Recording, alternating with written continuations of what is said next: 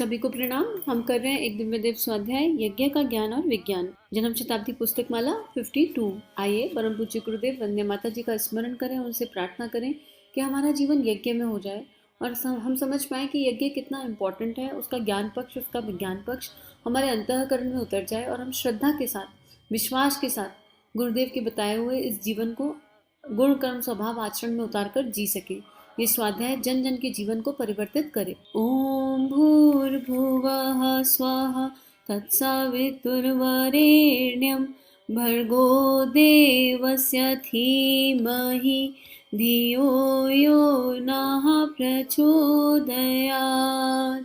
गुरुदेव ने हमें क्या समझाया? गुरुदेव ने इतना सुंदर विज्ञान पक्ष समझाया जो कभी सोचा भी नहीं जा सकता था पिछले स्वाध्याय में। गुरुदेव ने बताया कि हाँ, मनुष्य के 6 छेद हैं और 6 छेद से मनुष्य केवल गंदगी फैलाता है, चाहे वो फिर पसीना हो, चाहे वो वॉशरूम जाना हो, चाहे वो नोज वाला हो, चाहे वो माउथ का हो, चाहे वो कान का हो, सारे छेद से हम गंदगी दे रहे हैं। हम क्या कंट्रीब्यूट कर रहे हैं? क्योंकि हम इतनी गंदगी फैला रहे हैं तो हमारी नैतिक जिम्मेदारी है, सामाजिक जिम्मेदारी है, हमारा हर तरह से ये कर्तव्य है, दायित्व है कि हम टैक्स के रूप में यज्ञ करना शुरू कर दें। और यज्ञ जब हम करेंगे तो धीरे धीरे हमारे अंदर वैज्ञानिक रूप से परिवर्तन आने शुरू हो जाएंगे, क्योंकि हम जैसा चिंतन करते हैं, जैसा सोचते हैं, वैसा हम बनने लग जाते हैं। तो जब, और गुरुदेव ने हमें ज्ञान पक्ष तो समझा ही दिया, तो जब हम यज्ञ करेंगे, यज्ञ की अग्नि को देखेंगे, तो हमें वो सारी 6 की 6 शिक्षाएं याद आएंगी जो गुरुदेव ने सिखाई। क्या यज्ञ अग्नि क्या सिखा रही है? ऊपर की ओर उठना। यज्ञ अग्नि हमें क्या सिखा रही है? समानता का भाव। यज्ञ अग्नि हमें क्या कह रही है कि अपने आप को तेजस्वी बनाओ, यशस्वी बनाओ, ओजस्वी बनाओ। तो यज्ञ अग्नि हमें बहुत सारी चीजें सिखा रही है जो गुरुदेव हमें बता चुके हैं। अब इस किताब को समराइज कर ले रहे हैं। गुरुदेव लिख रहे हैं, यज्ञ का भारतीय संस्कृति से क्या लेना देना है। यज्ञ भारतीय संस्कृति का अविच्छिन्न अंग है। उसका प्रत्यक्ष प्रतीक अग्निहोत्र अपनी प्रत्येक परंपरा के साथ जुड़ा हुआ है। उसे साथ लेकर ही हम समस्त शुभ कर्म करते हैं। हिंदू जीवन जन्म से लेकर मृत्यु पर्यंत 16 बार संस्कारित किया जाता है। सुसंस्कारों की स्थापना के इस विधान को शोषट संस्कार कहते हैं। पुनस्वन, नामकरण, अनपराशन, मुंडन, विद्या आरंभ, उपनयन, विवाह, वानप्रस्थ आदि को संस्कार कहा जाता है। और अभी तो हम जन्मदिन संस्कार भी बनाते हैं, विवाह दिवस भी बनाते हैं दीपक के माध्यम से। इन सभी धर्म कृत्यों का प्राण अग्निहोत्र है। उसके बिना इसमें से कोई भी कृत्य संपन्न नहीं होता। विवाह में तो अग्निहोत्र की परिक्रमाएं करने को भावरक्रीड़ा कहते हैं और उसी को विवाह बंधन की प्रधान प्रक्रिया समझा जाता है। कहते हैं कि जिस तरह वेल्डिंग करके 2 लोहे के टुकड़े जोड़ दिए जाते हैं, उस प्रकार 2 आत्माओं को यज्ञ अग्नि द्वारा अटूट गठबंधन में बांधा जाता है। भारतीय जीवन यज्ञ आदर्शों के साथ आरंभ होता है और उसका अंत यज्ञ अग्नि में ही होता है। आज चिता जलाकर ऐसे ही अस्त व्यस्त ढंग से अपने मुर्दे जला दिए जाते हैं, किंतु वस्तुतः यह यज्ञ संस्कार है जिसमें जीवन का आदि और मध्य ही नहीं, अंत भी यज्ञ देव के अचल में ही पूर्ण होता है। पर्व त्योहारों का आज कुछ भी रूप बन गया हो, प्राचीन काल में उनमें से प्रत्येक समारोह सामूहिक यज्ञ आयोजन के साथ ही संपन्न होता था। अभी भी होली का त्योहार उस लकीर को पीटते हुए मनाया जाता है। नई फसल का नया अन्न तैयार होने पर उसका प्रथम उपयोग यज्ञ में, लोक मंगल में, परमार्थ में लगना चाहिए, इस भावना को व्यवहार रूप देने के लिए होली का यज्ञ किया जाता है। होली नवान को कहते हैं। जिस देव दृष्टि में नवान हवन प्रमुख हो उसे होली कहते हैं।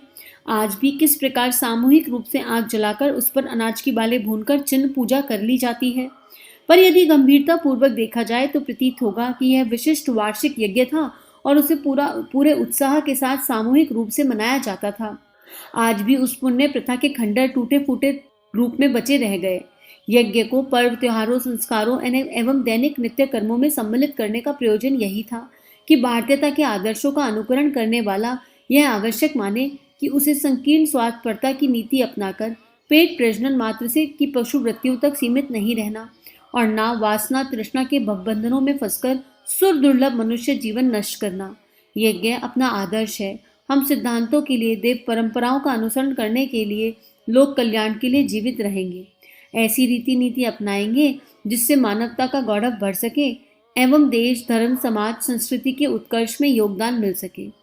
इसी लक्ष्य को निरंतर ध्यान में रखे रहने के लिए बार बार छोटे बड़े यज्ञों का आयोजन की व्यवस्था की जाती है। हमारे आज के गायत्री यज्ञों में भी यही प्रेरणा जनमानस में उतारी जानी चाहिए और उन आयोजनों द्वारा समाज में ऐसी चेतना उत्पन्न की जानी चाहिए जिसमें सर्वत्र आदर्शवादी चिंतन, कर्म एवं व्यवहार को प्रश्रय मिल सके। यज्ञ किए जाएं, उनमें किसी भी रूप में सम्मिलित होने वाले व्यक्ति यज्ञ जीवन जीने का उत्साह प्राप्त कर सकें, ऐसे वातावरण बनाया जाए। यज्ञ विधि विधान संपन्न करने के साथ व्यक्तिगत एवं सामाजिक जीवन के प्रत्येक क्षेत्र में उस आदर्शवादिता की स्थापना की जाए जिसके लिए तत्ववेत्ताओं ने इस महान प्रचलन का प्रादुर्भाव किया। व्यक्तिगत जीवन में से असंयम एवं अनाचार को ढूंढ निकाला जाए, उसे मेघ, अश्वमेघ, नरमेघ या आदि की अलंकारिक प्रेरणा दोहराते हुए यज्ञ अग्नि में झोंक दिया जाए। इस प्रकार सामाजिक कुरीतियों, मूढ़ मान्यताओं एवं अंधविश्वास को जन में जय द्वारा आयोजित नाग यज्ञ की पुनरावृत्ति करते हुए आहुति रूप होम कर दिया जाए। यही देव दक्षिणा का दिव्य स्वरूप है। इतना सुंदर, इसको एक बार में क्यों पढ़ा? समरी है, अगर एक बार में पढ़ेंगे तो कान में जाती है तो ज़्यादा समझ में आती है, लेकिन इसमें कुछ ऐसी बातें बताई गई हैं जिन वैसे तो ये सेल्फ एक्सप्लेनेटरी है, इसमें किसी एक्सप्लेनेशन की आवश्यकता नहीं है, लेकिन देखो लास्ट में गुरुदेव क्या कह रहे हैं कि यज्ञ विधि विधान से संपन्न करने के साथ साथ क्या करना है, व्यक्तिगत और सामाजिक जीवन के प्रत्येक क्षेत्र में उसके जो प्रिंसिपल्स हैं उनको स्थापित करना है। यज्ञ के जो आदर्श हैं वो मेरे अंतःकरण में जागने चाहिए। तो यज्ञ के प्रकाश में मेरे अंदर एक यज्ञ अग्नि जागृत हो जाए और मुझे उस जागृत यज्ञ अग्नि से अपने विकार दिखने लग जाएं। हमारे अंतःकरण में किस तरह के विकार हैं, हम कौन कौन से असंयम जी रहे हैं, हमें वो सब समझ में आना चाहिए। और यज्ञ के प्रकाश में दृढ़ता के साथ हम उनको एक्सेप्ट करें, हम माने कि ये असंयम हम में है, ये गलतियां हम कर रहे हैं, ये भूल हम में है, ये विकार हम में है। हम उस चीज़ को माने, स्वीकार करें और मानकर स्वीकार कर फिर उस पर काम करें कि अब ये गलतियां नहीं होंगी। और उसके लिए बहुत सारे तरीके ऑलरेडी बताए गए हैं, लेकिन सबसे पहले हमें मानना होगा, हमको ये समझना होगा कि यज्ञ अग्नि में हमको अगर हम डेली यज्ञ कर रहे हैं तो हम डेली एक अच्छाई उठाएं और एक बुराई त्यागें। हमारा फोकस अच्छाई की तरफ होना चाहिए। तो संकल्प करें कि हम ये अच्छी आदत अपने जीवन में, अपने गुण कर्म स्वभाव में लाएंगे, और जब तक वो अच्छी आदत हमारे जीवन का अभिन्न हिस्सा ना बन जाए तब तक हम उस संकल्प को बार बार अपने आप को दोहराएं और फिर चेक करें कि संकल्प को पूरा करने में बाधा क्या क्या है, कौन कौन सी चीजें जो बाधा बन रही हैं, वो बाधाएं मेरे भीतर ही कहीं छुपी हुई हैं। फिर एक एक करके उन बाधाओं को हटाएं। ऐसा जब हम करेंगे तो हम पहले अपने ऊपर काम कर पाएंगे, फिर हमारे भीतर की शक्ति का जागरण हो जाएगा। भीतर की शक्ति का जागरण हो जाएगा तो हम समाज की कुरीतियों के खिलाफ भी आवाज उठा पाएंगे। हम यज्ञ में जो समानता के भाव की बात की गई है, यज्ञ में जो ऊंच नीच भेदभाव नहीं करना, इस तरह की बात की गई है। यज्ञ में जो बात की गई है बांटने की बात की, जो है हमें किसी तरह का परिग्रह नहीं करना, जो उसका ज्ञान पक्ष है उसकी बात की गई है, वो हमारे व्यक्तित्व का हिस्सा बन जाएगी। और जब वो हमारे व्यक्तित्व का हिस्सा बन जाएगी तो हम दृढ़ता के साथ अपनी बात को सबके बीच में रख पाएंगे, क्योंकि हम ऑलरेडी उसको फॉलो कर रहे होंगे। जो हम खुद फॉलो करते हैं, जब वो हम किसी से कहते हैं तो उसका प्रभाव सामने वाले के मानस पटल पर, सामने वाले के अंतःकरण पर पड़ने लग जाता है। और यज्ञ अग्नि को हम अगर अपना आधार बना लें तो हम इस भारतवर्ष में जितने भी मूढ़ मान्यताएं फैली हुई हैं, भारतवर्ष में जितने भी अंधविश्वास हैं, हम सबको खंड खंड कर सकते हैं। और यही हमारी भारतीय संस्कृति समझा रही है। इसीलिए आज भी हमारे घर में कोई भी पूजा होती है, हमारे घर में कुछ भी होता है तो हम यज्ञ के साथ करते हैं। कोई ऐसा काम है जो हम बिना यज्ञ के कर रहे हो आज की डेट में, तो आप बता दो, आप देख लो, आपने अपने घर में कोई पूजा कराई और दीप यज्ञ तो कितना सरल हो गया।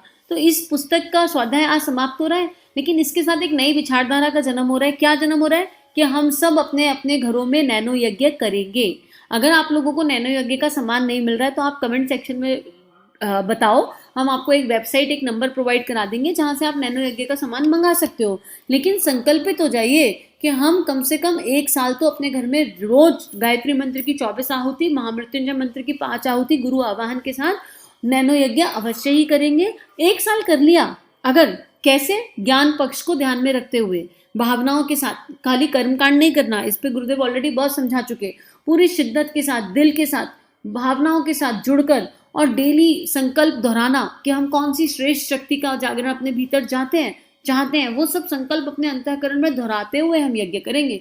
और अगर हम ये सब कर गए तो फिर हमारे जीवन में आंतरिक परिवर्तन होने लगेंगे, हमारा आत्मनिर्माण हो जाएगा। और जिस आत्मा का आत्मनिर्माण हो गया उसकी आत्मा प्रकाशित हो गई। और एक प्रकाशित आत्मा जो है जब गुरु कार्य करने निकलती है, एक प्रकाशित आत्मा जब भगवान का काम करने निकलती है तो भगवान का प्रकाश उस आत्मा के अंदर से बहने लगता है, करना नहीं कुछ पड़ता उसमें, फिर आत्मनिर्माण होता है। तो परिवार और समाज अपने आप चेंज होने लगते हैं, सारा निर्माण अपने आप हो जाता है। तो आज के लिए इतना ही। अब नई स्वाध्याय के साथ, नई किताब के साथ जल्दी मिलेंगे। सभी को प्रणाम। हम सभी का जीवन गुरु शक्ति के दिव्य सूक्ष्म सानिध्य में मंगलमय है।